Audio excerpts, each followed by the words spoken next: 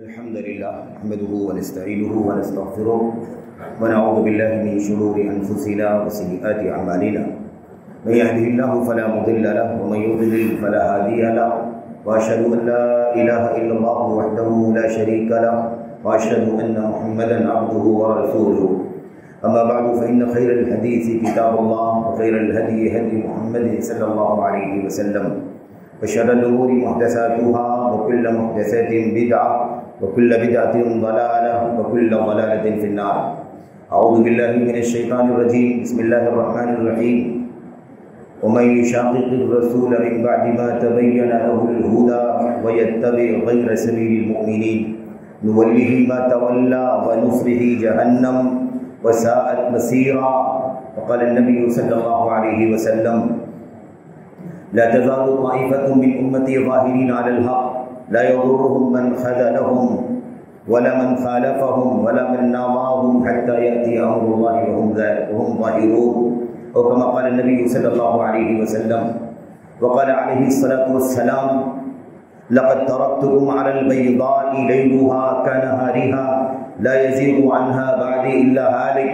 وقال ابن عباس رضي الله تعالى عنهما أو العباس رضي الله تعالى عنه: والله لم يمت رسول الله صلى الله عليه وسلم إلا بعدما ترككم على طريقة ناهجة. أو كما قال رضي الله تعالى عنه.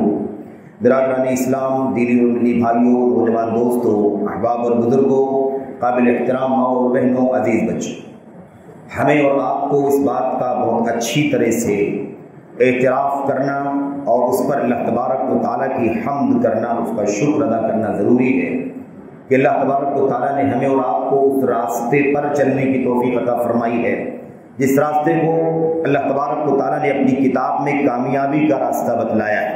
اس راستے پر چلنے کی توفیق عطا فرمائی ہے جس راستے کو اللہ تبارک و تعالیٰ نے ہماری اور آپ کی سعادت کا سب سے بڑا کام یعنی جنت کی سرفرازی کا راستہ بتایا ہے. وہ راستہ جو دنیا میں ہدایت کا راستہ ہے، وہ راستہ جو آنے والی نسلوں کے لیے آئیڈیل راستہ ہے. ہمیں اور آپ کو اللہ تبارک و تعالیٰ نے اپنی کتاب قرآن کریم اور اپنے نبی محمد الرسول اللہ صلی اللہ علیہ وسلم کی سنت اور آپ کے صحابہ کرام کا طور طریقہ، جیسے انہوں نے نبی کریم صلی اللہ علیہ وسلم کو دیکھا، آپ صلی اللہ علیہ وسلم کی ایک ایک ادا، ایمان، عقیدہ، عبادات، معاملات، اخلاق، کردار، سیاست، اٹھنا بیٹھنا، کھانا پینا، رہن سہن، ایک ایک معمولی سے معمولی چیز تک بڑی سے بڑی چیز سے لے کر تمام کی تمام چیزوں کو جس طرح صحابہ کرام نے دیکھا اور اسے پوری امانت داری کے ساتھ منتقل کیا، اگلی نسلوں تک اللہ تبارک و تعالیٰ کے بندوں تک پہنچایا، اس راستے پر اللہ تبارک و تعالیٰ نے ہمیں چلنے کی توفیق عطا فرمائی. میرے بھائیوں، یہ اس لیے ضروری ہے اللہ تبارک و تعالیٰ کی حمد کرنا اور اس پر اللہ تبارک و تعالیٰ کا شکر ادا کرنا اس لیے ضروری ہے کہ یہی راستہ نجات کا، ہدایت کا، سعادت کا، دنیوی اخروی کامیابی کا راستہ ہے، ضمانت ہے. جب تک یہ راستہ ہمارے ہاتھوں میں رہے گا، جب تک ہم اس راستے پر ہم چلتے رہے ہوں گے، انشاءاللہ تبارک و تعالیٰ ضلالت، ہلاکت کا گزر نہیں ہو سکے گا. لیکن اگر ہم اس سے بھٹکے، دائیں بائیں مائل ہو گئے، ادھر ادھر چلے گئے، کبھی کوئی معیار بنا لیا ہم نے، کبھی کوئی معیار بنا لیا ہم نے، تو پھر مشکل کھڑی ہو جائے گی.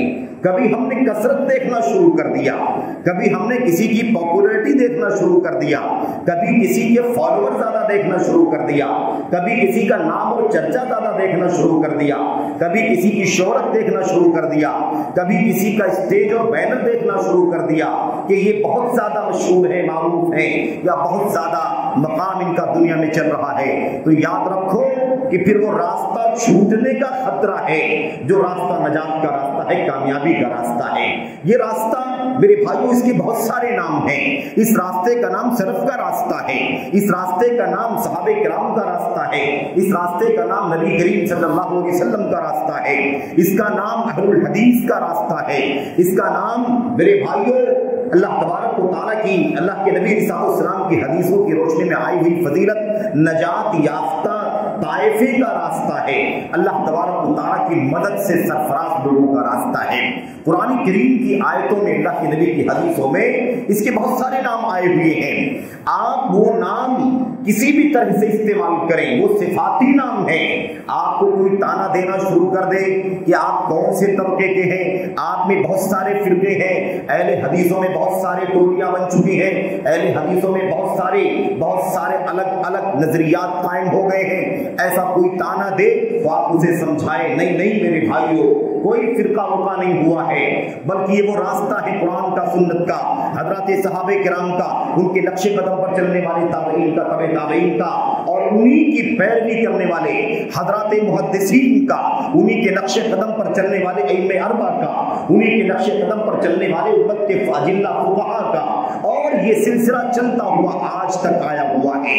اس راستے کے امین آج بھی موجود ہیں، جنہیں جماعت اہل حدیث کے نام سے جانا جاتا ہے، جو اپنی صفات میں، اپنی خصوصیات میں، اپنے عمل میں، اپنی تحریک میں، اپنی دعوت میں، اپنے جہاد میں اسی راستے کی تلاش کرتے ہیں جس راستے کی نشاندہی اللہ تبارک و تعالیٰ نے اپنی کتاب میں فرمائی، اللہ کے نبی محمد رسول اللہ صلی اللہ علیہ وسلم نے اپنی سنت میں فرمائی۔ وہ سارے فضائل، وہ ساری خصوصیات، وہ سارے صفات، وہ سارے امتیازات کو اللہ تبارک و تعالیٰ کی کتاب میں، نبی کی سنت میں اور امت کے اسلاف کی تحریروں میں، ان کے فرمودات میں آئے ہوئے ہیں۔ ان تمام صفات کے حامل آج وقت ہندوستان کے اندر، اس وقت وطن عزیز ہندوستان کے اندر اور بر صغیر کے دیگر علاقے، دنیا کے دیگر خطوں میں الحمدللہ وہ جماعت اہل حدیث ہے، وہ جماعت اہل حدیث ہے، وہ طائفہ سلف کا طائفہ کہلاتا ہے، وہ راستہ اہل سنت کا راستہ ہے،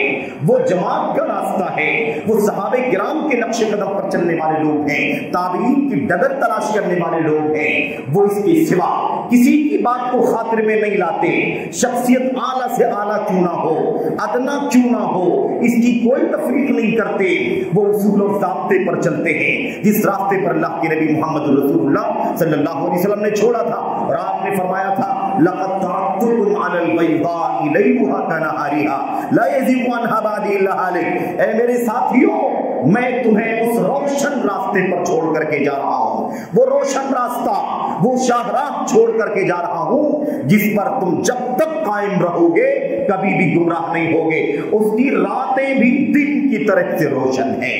بعض روایت میں اللہ کے نبی نے فرمایا لَيْلُهَا وَنَهَارُهَا سَوَاءٌ، اس کی رات اور اس کے دن دونوں ایک جیسے ہیں، سیم ہیں، رات بھی ویسے ہی روشن ہے جیسے اس راستے کا دن روشن ہے۔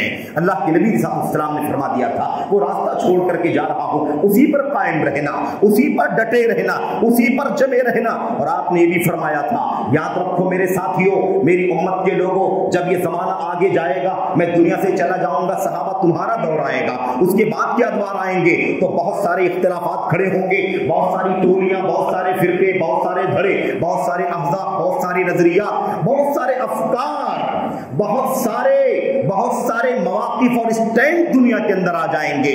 اس کثرت اختلاف میں دیکھنا بھٹک نہیں جانا، بہک نہیں جانا، تمہیں کوئی بھٹکا نہ دے، بہکا نہ دے، اس سے چوکن نہ رہنا۔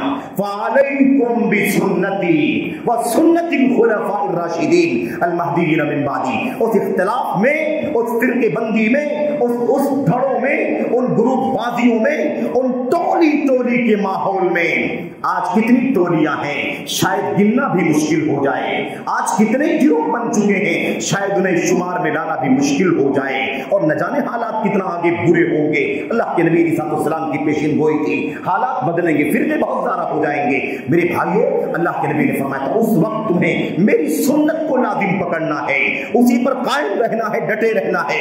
میرے خلفائے راشدین حضرات صحابہ کرام کا سب سے اونچا طبقہ ابو بکر، عمر، عثمان، علی رضی اللہ تعالیٰ عنہ اجمعین کا جو راستہ ہے اسی پر ڈٹے رہنا۔ اللہ کے نبی صلی اللہ علیہ وسلم نے اتنی بات کہہ کر کے چھوڑ نہیں دیا، آپ نے سنگینی کی طرف اشارہ کروایا۔ یاد رکھو اہل حدیثوں، سلفیوں، آج ایک طوفان کھڑا ہے، اتنے سارے فرقے، اتنی ساری ٹولیاں کہ آج اہل الحدیث کے اندر بھی ان سے متاثر ہونے والے لوگ پیدا ہو رہے ہیں۔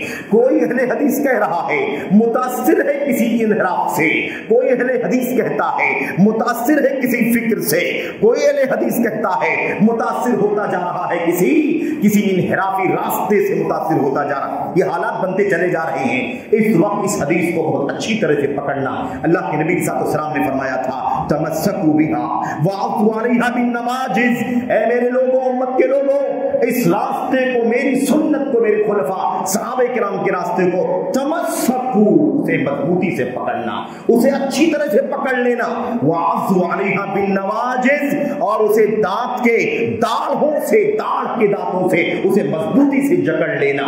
یاد رکھو، آپ سوچتے ہوں گے اللہ کے نبی علیہ السلام نے فرما دیا فعلیکم، تم پر لازم ہے میری سنت، لازم ہے خلفائے راشدین کی سنت، اتنا تو کافی تھا، لازم ہے، لازم ہے اسی کو پکڑنا۔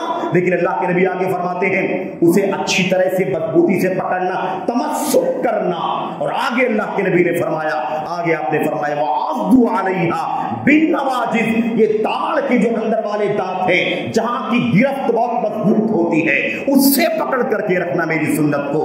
اتنا زیادہ کہنے کی ضرورت کیا تھی؟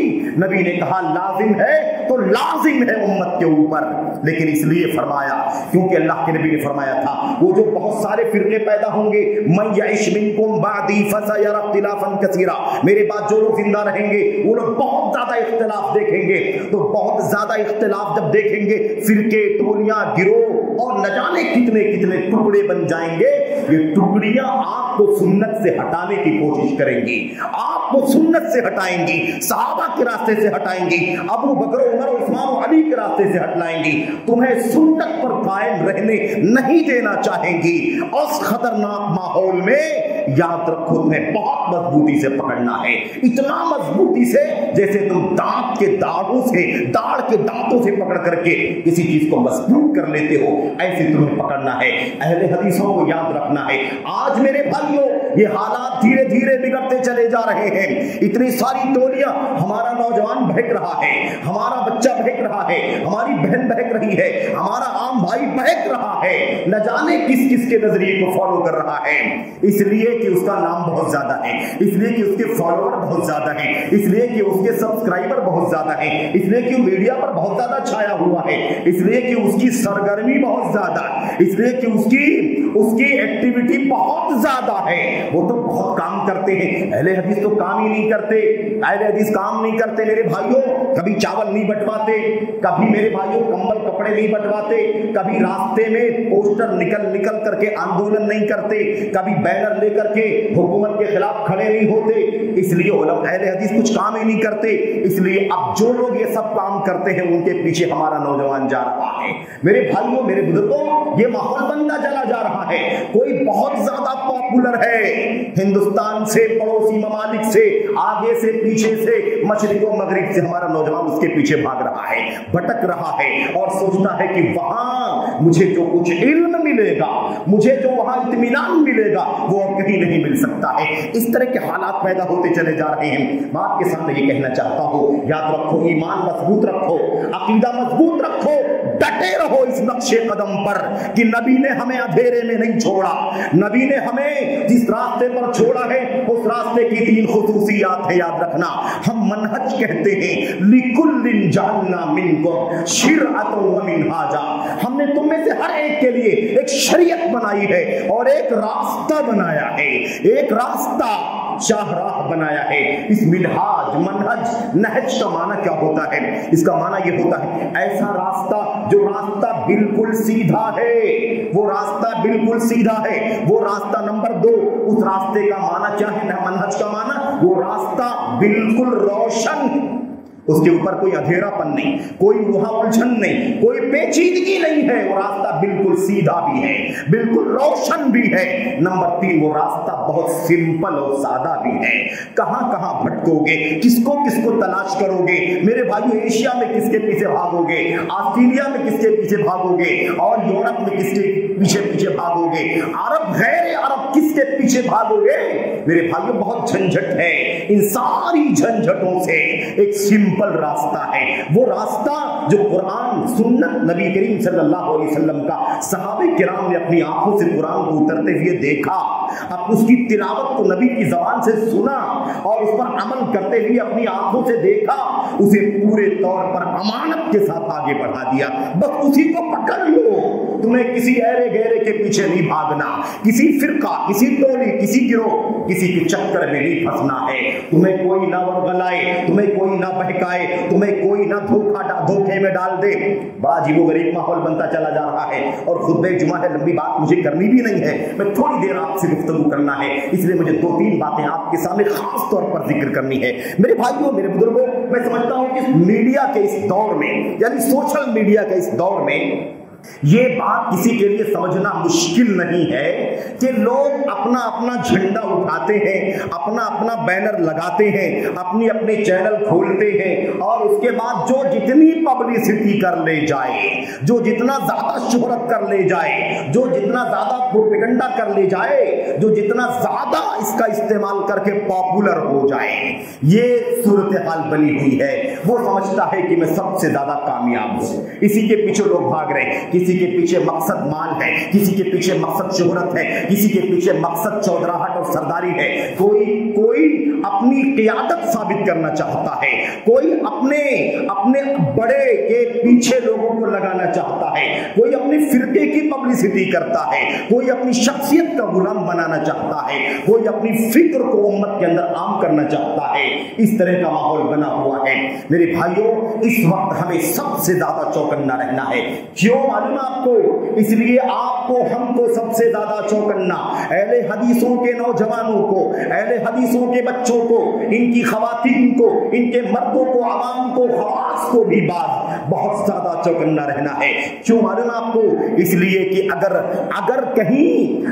کہیں شکار کوئی بنے گا ان فرقوں کا تو آپ بنیں گے، ورنہ بقیہ سب تو پہلے سے بھٹکے ہوئے ہیں، بقیہ سب بہکے ہوئے ہیں، بقیہ سب راہ راست سے کوئی کنارے اس کوئی کنارے اس چل رہا ہے۔ اگر نقصان ہوگا تو آپ کا ہوگا، نقصان ہوگا تو اہل حدیث نوجوان کا ہوگا، نقصان ہوگا تو جماعت اہل حدیث کا ہوگا، کوئی اور شکار نہیں ہوگا۔ میرے بھائیوں، صوفیت کی راہ تو گمراہی کی راہ ہے، وہاں جو گیا وہ تو پہلے سے بھٹکا ہوا ہے۔ شخصیت پرستی کی راہ تو پہلے سے خطرناک ہے، اندھی تقلید کی راہ تو پہلے سے ہی سنت کی راہ سے ہٹی ہوئی ہے۔ ایسے ہی عقل پرستی کی راہ، عقل پرستی اور لاجک کا راستہ، یہ تو سب سے پہلے ہی ابلیس کا راستہ اعلان کیا جا چکا ہے۔ ابلیس کا راستہ ہے اللہ کے کلام کے سامنے، نبی کی سنت کے سامنے اگر کوئی اپنی عقل کو پیش کرتا ہے، اپنی لاجک کو، دانشوری کو پیش کرتا ہے، تو اس کا مطلب وہ ابلیس والے راستے پر چلتا ہے۔ کیوں؟ اس لیے کہ سب سے پہلے یہ کام ابلیس نے کیا تھا۔ کس نے کیا تھا بھائی؟ ابلیس نے کیا تھا۔ اللہ نے فرمایا سجدہ کرو آدم کا سجدہ کرو، سجد الملائکۃ کلھم اجمعون، سارے کے سارے فرشتے سجدے میں گر گئے، الا ابلیس ابا واستکبر، سوائے ابلیس کے جس نے سجدہ نہیں کیا، انکار کر دیا اور اکڑ گیا۔ اللہ تبارک و تعالیٰ نے فرمایا ما منعک الا تسجد لما امرتک، آیا ابلیس بتا دے جب میں نے تجھے کہا کہ سجدہ کر آدم کا تو تو نے سجدہ کیوں نہیں کیا؟ کس چیز نے رکاوٹ پیدا کر دی آدم کا سجدہ کرنے میں؟ تجھے کس چیز نے روک دیا آدم کا سجدہ کرنے سے؟ ابلیس نے جواب کیا دیا تھا؟ ابلیس نے جواب دیا تھا خلقتنی من نار وخلقتہ من طین، انا خیر منہ خلقتنی من نار وخلقتہ من طین۔ اللہ میں سجدہ کیسے کر سکتا ہوں؟ حکم تو تیرا آیا، تو نے حکم دیا سجدہ کرنے کے لیے، وہ ٹھیک ہے، لیکن تیرے حکم کو ماننے میں میری عقل رکاوٹ بن گئی۔ میری عقل میں سمجھ میں نہیں آ رہی ہے بات کہ بھلا میں سجدہ کیسے کروں آدم کا، میں اس سے بہتر ہو کر کے اپنے سے کمتر کا سجدہ کیسے کروں؟ تو نے مجھے آگ سے پیدا کیا ہے اور تو نے آدم کو مٹی سے پیدا کیا ہے، میں بہتر ہوں اور آدم کمتر ہے، اور ایک بہتر کمتر کا سجدہ نہیں کر سکتا ہے۔ یعنی اللہ کا حکم آیا اور حکم کو ठुकरा करके उसने अपनी अकल का इस्तेमाल कर लिया। मेरे भाइयों, उम्मत के उलमा ने लिखा, मुफस्सिरीन ने लिखा, दीगर उलमा ने लिखा कि ये हुक्म इलाही के सामने अकल का हवाला दे करके हुक्म इलाही को ठुकराने का काम सबसे पहले जिसने किया है वो इब्लीस है। अब क़यामत तक जितने लोग अकल का इस्तेमाल करके हुक्म इलाही को ठुकरा देंगे, हुक्म रसूल को ठुकरा देंगे, उन सब का गुनाह, एक हिस्सा उनके गुनाह का इब्लीस को भी पहुंचेगा, क्योंकि उसने सबसे पहले हुक्म इलाही के सामने अकल का इस्तेमाल किया है। दूसरी चीज, जितने लोग हुक्म इलाही को ठुकराएंगे, अपनी अकल का, लॉजिक का, दानिश्वरी का, ज़हानत का, फतानत का इस्तेमाल करके, अपनी जीनियस होने का इस्तेमाल करके हुक्म इलाही को ठुकराएंगे, अल्लाह का फरमान ठुकरा देंगे, अल्लाह के नबी की सुन्नत को ठुकरा देंगे। ऐसे लोग सब के सब कहीं ना कहीं इब्लीस के रास्ते पर चलने वाले माने जाएंगे, क्योंकि इब्लीस का रास्ता, ये रास्ता इब्लीस का रास्ता है। इसलिए बड़ा खतरनाक मसला है। आज ये मसला बड़ा खतरनाक बन गया। अहले हदीसों, मेरे भाइयों, बुजुर्गों, नौजवानों, अजीजों, माओ बहनों, बहुत अच्छी तरह से इस बात को समझ लो। उम्मत में बड़े बड़े फितने निकले, बड़े बड़े अलग रास्ते निकले।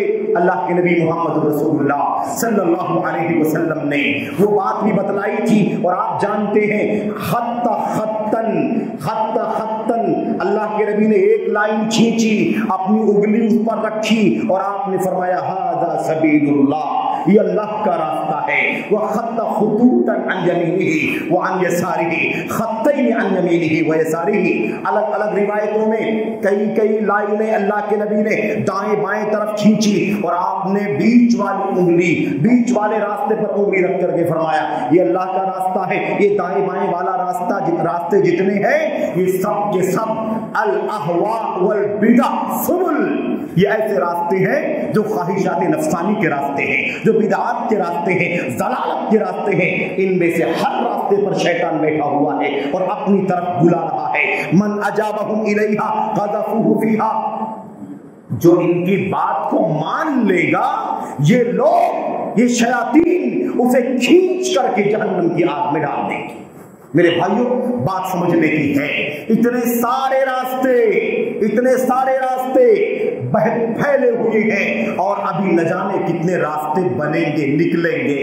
हमारा मसला यही टेढ़ा है कि हम उस रास्ते को जो अल्लाह के नबी का, सुन्नत का, सहाबा का, ताबईन का, तबे ताबईन का, अइम्मे दीन का जो रास्ता है, उस रास्ते पर चलने के बजाय या चलने के साथ साथ कभी किसी नारे को सुनकर, कभी किसी अकल परस्त की अकलानी बढ़ को सुन करके, कभी किसी के लॉजिक को सुन करके, कभी किसी की पॉपुलैरिटी को देख करके हम कहीं ना कहीं भटक जाते हैं, बहक जाते हैं। आज कितने नौजवान हैं मेरे भाइयों जो इस तरह की बातें करते हैं। किस तरह की? हमारा नौजवान खड़ा होता है और वो कहता है हम तो अहले हदीस हैं, लेकिन क्या करें, जमात काम नहीं करती है, इसलिए हमें जमात इस्लामी से जुड़ जाना पड़ता है। उनके यहाँ सरगर्मी बहुत ज्यादा है, उनके यहाँ एक्टिविटी बहुत ज्यादा है, क्या करें, हमें जाना पड़ता है उनके साथ में। मेरे भाइयों, मेरे बुजुर्गों, सवाल ये पैदा होता है कि जमात काम नहीं करती, जमात अहले हदीस का काम क्या है,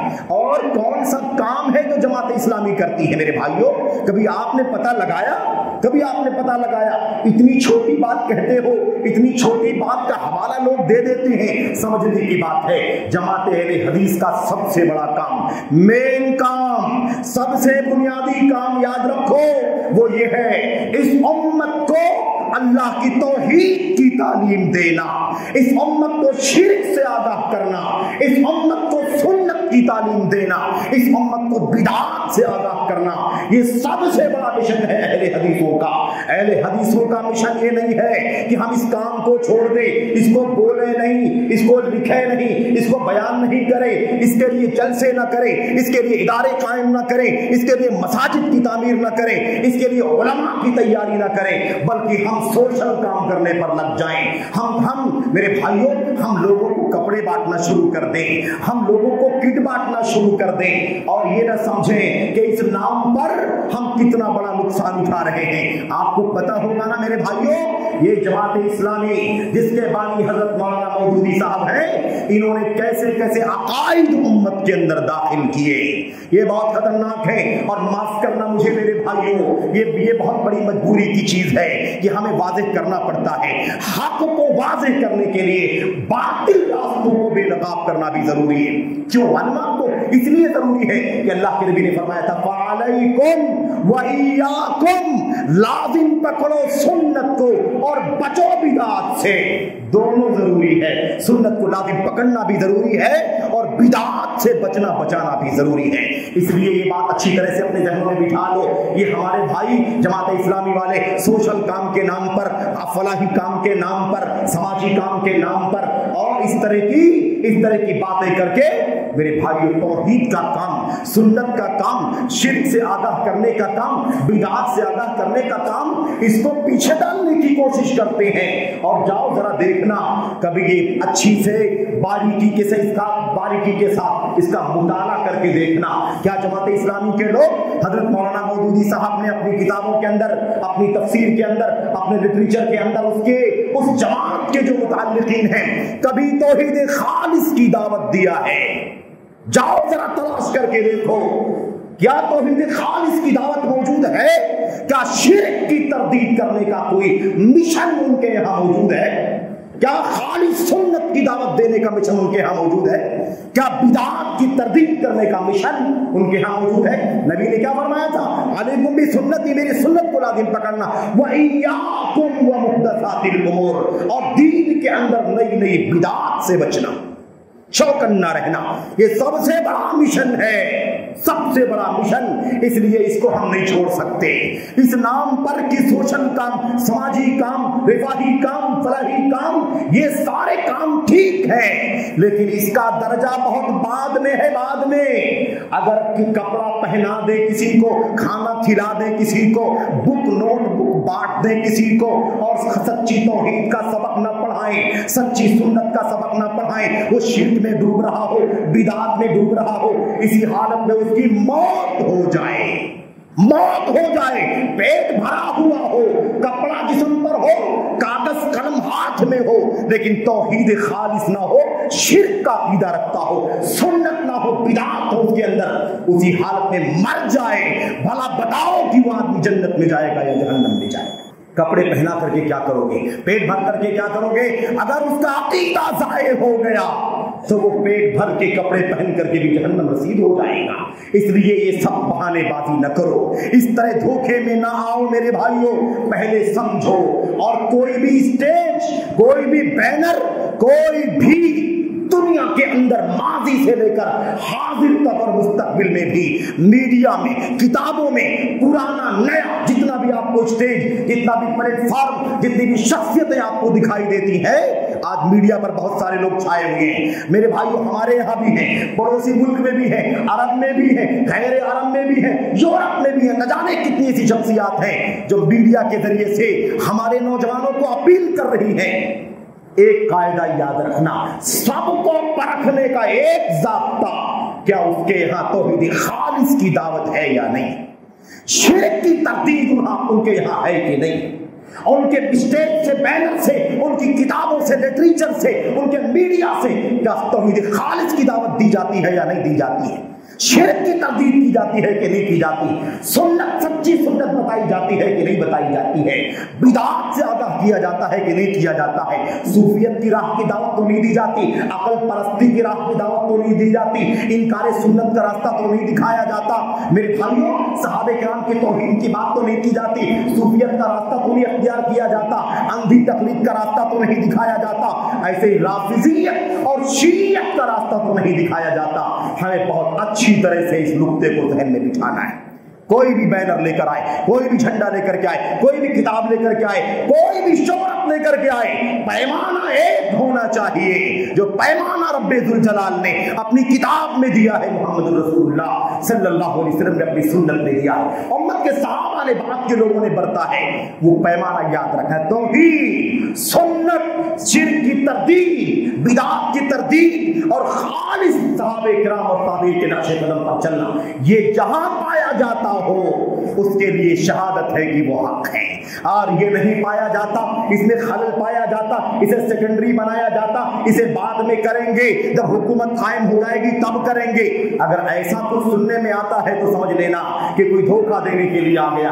کچھ لوگ کہتے ہیں ارے بھائی ہم لوگ کریں گے بعد میں، سنت بتائیں گے، شرک بتائیں گے، بدعت بتائیں گے، توحید بتائیں گے، لیکن ابھی ذرا رک جاؤ، پہلے یہ سارے سوشل کام کر لینے دو ہمیں۔ اگر پہلے ہی توحید بتلائیں گے، شرک کی تردید کریں گے تو انتشار پیدا ہو جائے گا، پہلے ہی سنت بتلائیں گے، بدعت سے آگاہ کریں گے تو انتشار پیدا ہو جائے گا۔